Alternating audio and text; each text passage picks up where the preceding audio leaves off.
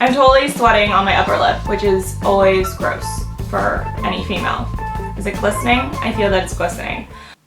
Hey there, I'm Becca and this is Blanket Fort Adventures. Today's episode show, I feel like a talk show host personality right now, but it's kind of because I have this new idea of how I want to do Bekka Hearts This. Anyways, I just want to make Bekka Hearts This more of a, hey, these are the things that captured my heart last week, and maybe you know about it, maybe you don't, so you can enjoy it too. Now I'm starting to realize that was the whole point of this anyways. Well, if you're new to the channel, now you understand what Bekka Hearts This is, you can go watch the last ones. And it's not to say I'm not going to talk about cool food or different things that I do experience, but like today, it's all media. I don't know it, well, you probably already know about this person, Jen Gotch. She's the founder of Bandeau, which is this awesome line of stationery planner products, and they make all this cute shiznit. Like, they are just like, hi, do you want some cute stuff? Go to bandeau.com. And the founder, Jen Gotch, she's really honest and raw on her Snapchats, and I just started following her, and I've actually like Snapchatted her back in like the different messages, and she really replies back, which I was like, oh, well, thank you, making me feel special. But she is going through the midst of a depression, and so she's kind of being really honest about it and sharing where her emotions and feelings are. And she had shared that her mother, when she was younger, asked her to number it. Like, how do you feel today? What's that number? And since she shared that, it made me want to go and sort of number my emotions, because I've been having a rough year. There's been a lot of 3-4 moments this year versus previous years. Overall, I think it's probably like a solid 5-6 of a year, but I've had other years which were like a solid 8 and a solid 9. And so it's just been like a harder year for me. And I wanted to start numbering my emotions before coming on, or before doing my videos, especially Bekka Hearts This. I think when I do like my Bekka Hearts This videos, or maybe just like any video, sort of numbering my emotions or like where I'm at, because in the last video I posted, which was a review of the Influencer, what I was sent through Influencer, it was a Bite Makeup multi-stick.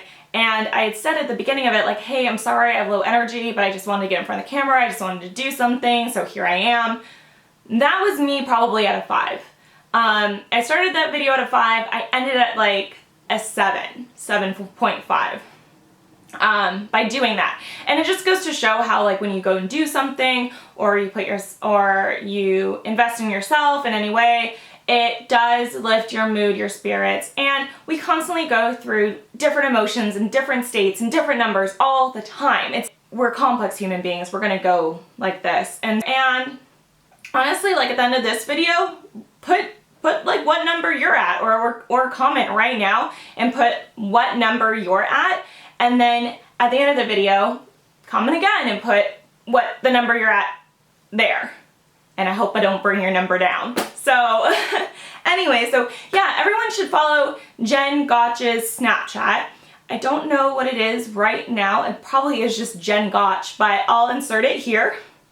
And go follow her on Snapchat. And she's really silly, and I relate to her a lot, and seeing her success honestly makes me feel that I'm capable of success. Like, I can have the feelings that I deal with and the fear and the intensity, and I can feel my feels and still be a success. And I think that's really important, because so often we feel that you have to be perfect, or you have to be stable, or you have to like have XYZ, when I have to believe in myself, and I have to believe for myself that that's not true. That I can have all of my capabilities and all of my talents and all my weaknesses and all my strengths and achieve the life that I want to live.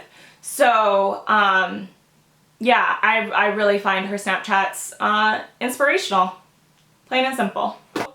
Segueing, Jen Gotch actually has been working with Laura Miller of Raw Vegan Not Gross, and Laura Miller is a beautiful giant dork as well, and I've loved watching her videos of Raw Vegan Not Gross on Tastemade. Anywho, Laura Miller now has her own channel, and she's been doing this series called Talking in Circles, which is talking in circles about anxiety, about different mental health issues, and all of that kind of stuff. Which, as I'm talking right now, I'm realizing, you know, to people who don't deal with mental health or have a lot of mental health issues and then are feeling like it's becoming this trendy hot topic, if you look at the history of actual mental health in America, in England, in everything, it is so stigmatized. Like, mental health, being depressed, being anxiety, having issues is really stigmatized.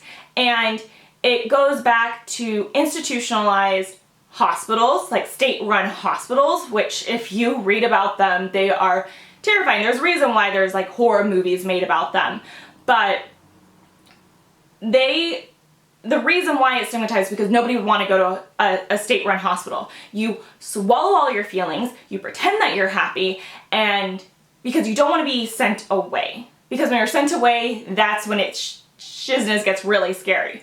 So now we're in this era where, you know, mental health is talked about, there's more awareness around it, and we're really breaking down the walls to being like, hey, everyone kind of gets that like feeling in the pit of the stomach that's kind of like butterflies, but there's no reason why it should be there. And it's affecting everything you do and everything you think about, and it's just there. So Talking in Circles by Laura Miller, anxiety, depression, mental health. It's a good thing that we're all talking about it. It needs to be talked about. So talking about wellness, mental health, segue to wellness. Another thing that I've been really loving is British Vogue partnered up with Camille Rowe to do a wellness series. And Camille Rowe is a model, it girl type of personality, and the series was really interesting. It just finished. I've been watching it since episode 1. Gotta put my little hipster cred out there. But so it goes and like runs from anywhere from like how you're eating and supplements to crystals, wearing my little crystal, to crystals and to, you know, fitness and getting in your body and giving back and community and meditation. I mean, it goes through everything, and it's like, I wish this was like a 12-part series. Like, I wish it was some sort of form of reality show, because I'd probably watch it every single day because I'm equally obsessed with wellness. It goes through her experience. She interviews a bunch of different people, like the founder of a meditation app. She interviews these shop owners of a crystal store, which I've actually been to that crystal store, and it is really cool, and it makes me want to get more of the jewelry that's there. Episode shows a 2-hour therapeutic dance session where the teacher instructs you not to drink, not to do drugs, don't come in there with coffee. Like, you're supposed to be in your purest state, and then you dance for 2 hours, and sometimes you'll dance with a partner and you're supposed to make eye contact, which actually I'm now thinking about going to it, and I want my mom and I to go to it because I personally love dancing. I love getting my body. I love moving. I think that we hold so many emotions like in our body. That's when you dance, you kind of like release it and you're tapping into all these different parts of your body. And the fact that you're in this pure state so you can feel it all, I just think it's really cool. So I want to take that class. And if I do take that class, I will report back.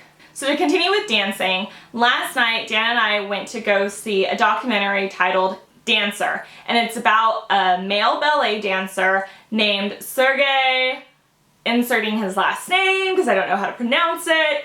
But it was his story. Now, a lot of people know him because he is the ballet dancer. Take Me to Church by Hosier. He was the one who danced that ballet sequence. It totally went viral. It was a big old thing. And I mean, I love ballet documentaries, and this one is no exception. It's really fantastic. They show him, like, he is a fantastic dancer. Just his muscles, his jumps, his passion while he's dancing, also his story is so compelling, and it just kind of, it opens up your eyes to the world in a sense of like, he came from the Ukraine, and I live in America, and in my situation and the privileges that have been given to me through life, I have not had to have the same worries as, say, someone in the Ukraine would. And I'm humbled by that. And so, you know, his family made a lot of decisions for him in hoping to better his future. And in doing that, it caused some emotional scars. And it just really goes through his whole story, his grapplings and dealings and his feelings and his emotions towards ballet, and how and where he is now. So I'm gonna link to the trailer for it down below. Definitely check it out. And if it's coming to an independent theater near you, I would definitely check it out if you like ballet and you like ballet documentaries. I've seen every ballet documentary on Netflix and Hulu, and let me tell you, it is a big difference seeing a ballet documentary on the big screen versus like 16 inches. There's a big difference, and I loved watching it, and Dan really enjoyed it, and we were both really inspired by it and really connected to him. I mean, he's definitely a reluctant hero. Yeah, so that was just like a really amazing documentary, and I highly recommend it.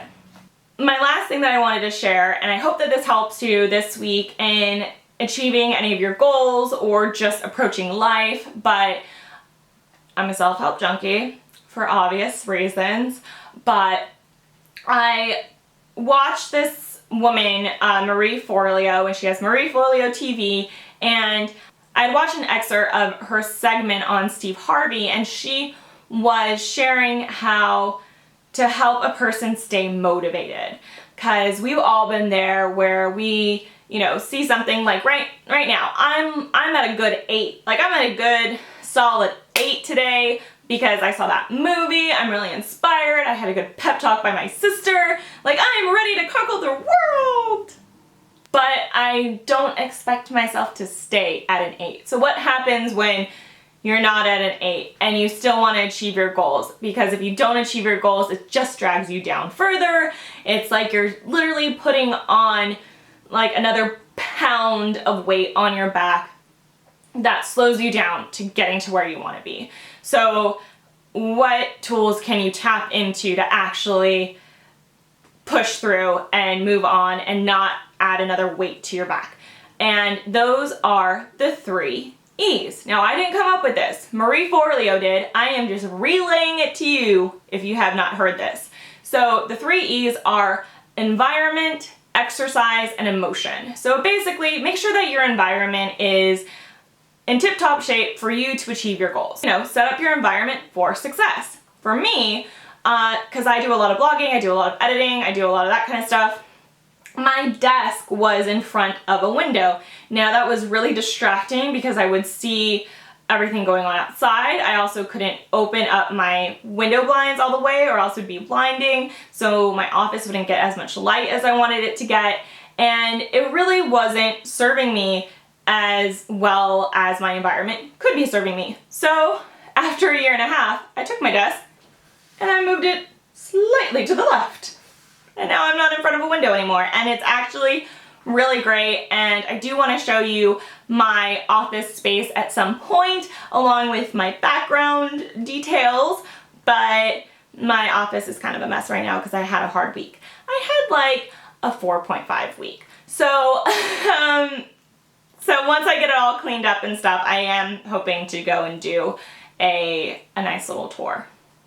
So the next thing is emotion, and that means finding an emotional core to why you're doing what you're doing. That one was hard for me. What's the emotional core that's gonna get you up and working on a project when you're too tired? What's that emotional core that's gonna keep driving you forward? And for me, I've found my emotional core is my mother. I would like to support her through retirement. My emotional core is my sister, and I really want to make our dreams come true so she can go on amazing adventures with her family.